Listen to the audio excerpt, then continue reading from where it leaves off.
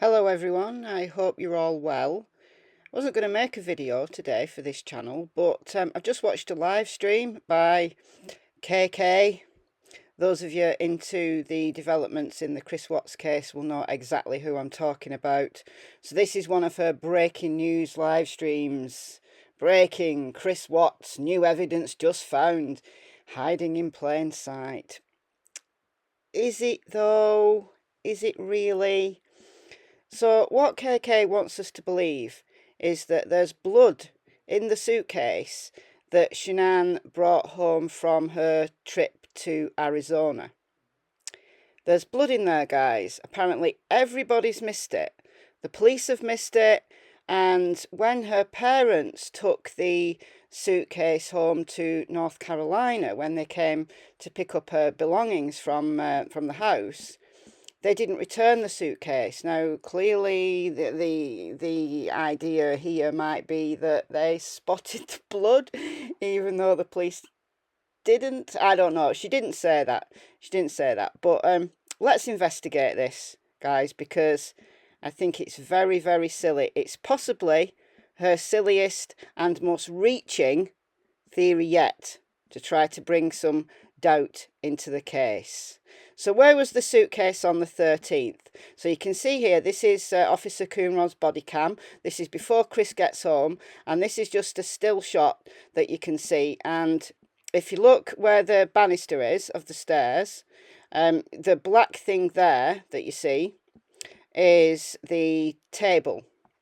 So you can't see the suitcase. It's round the corner, showing kind of tucked in. So you can't see it from just looking through. At least I couldn't find it looking through the window when Coonrod kept looking through the window. So we only see it though when the police actually enter the house. So we've got to wait for Chris to come home to let us in, to let us all in, to look round that beautiful home. So here is Chris now. Chris is coming home. Very strange behaviour right from the get-go. So he goes into, we've all seen this cam footage, haven't we? Millions of times.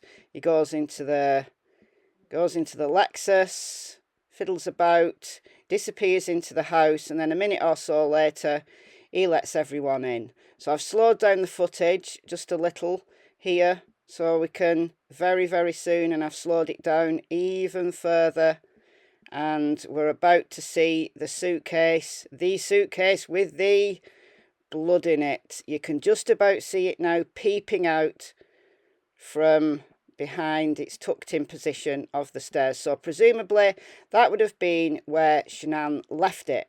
We saw her on the door cam footage.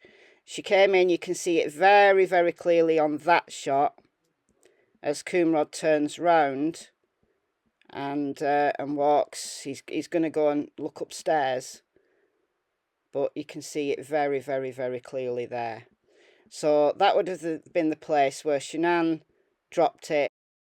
This is later on in the day now, where the officers search the house with Chris out of the house. I've slowed it right down, and again you can see that suitcase never moves.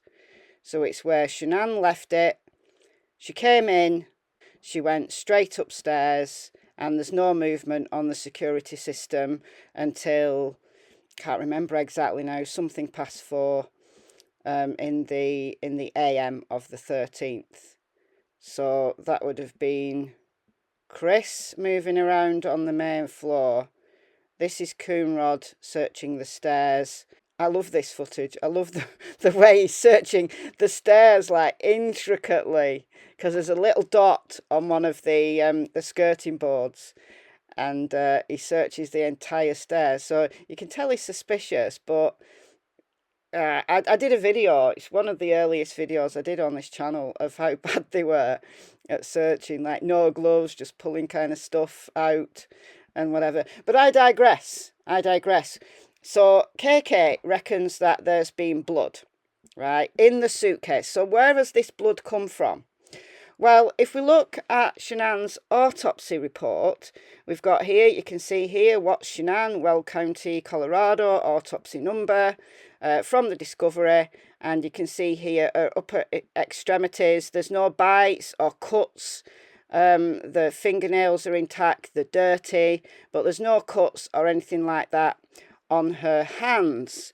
So the blood, right, that appears in this suitcase, where's it come from? So KK speculates perhaps that what she's done is oh dear, this is so reaching. What she's done is she's had a wardrobe change in the middle of killing the girls. So this is the suitcase as it was. This is a still from KK's live stream. So you can see here the bottom of the suitcase once it's opened, and the police turf out all of the stuff. So what you're looking for is the top right hand corner. Apparently there is a spot of blood in the top right hand corner.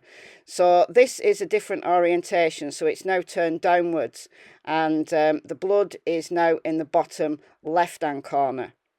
But what I'm going to do in a moment is show you close up. I'm going to turn the orientation around so you know exactly where this supposed blood spot is, and so it's very, very clear. You can see, just as I zoom in a little bit, you can see this supposed blood comes into focus. It doesn't look very blood-like to me, it looks more like nail varnish.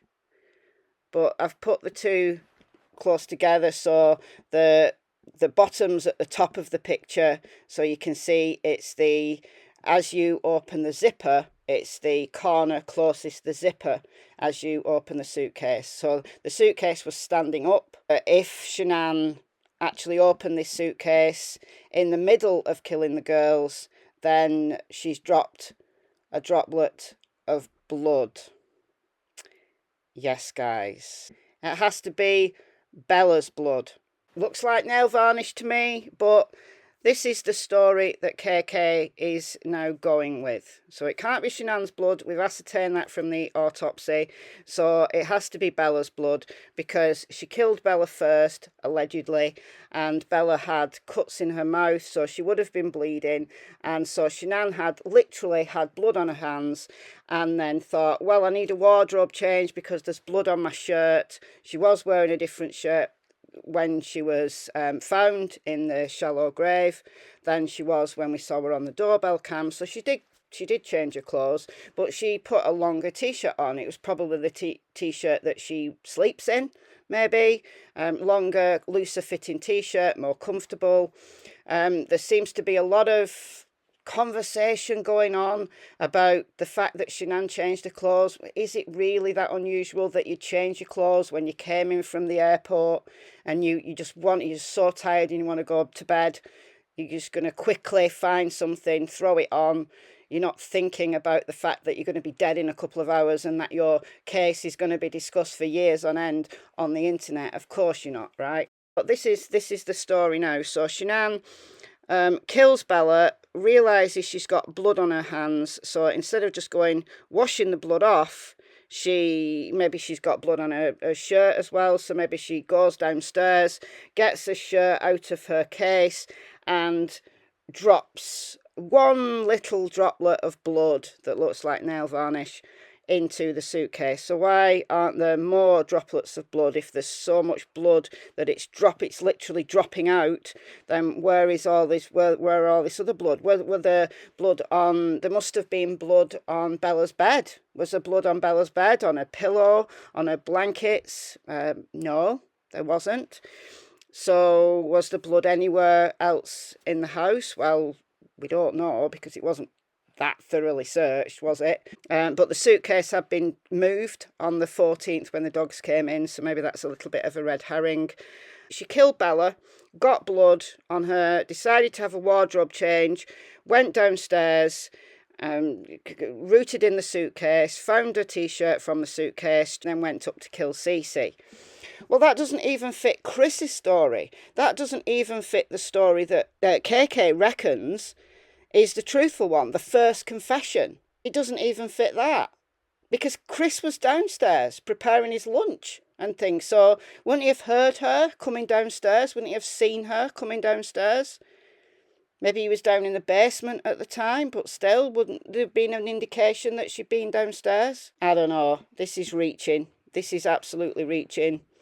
It's reaching enough that her and her friends are trying to claim that Shanann killed the girls when there's absolutely no evidence of that. But this attempt to kind of bring in some reasonable doubt, well, I'm sorry, if you think this is evidence that is going to get Chris's his new trial, well, I'm sorry, KK, you are, yeah.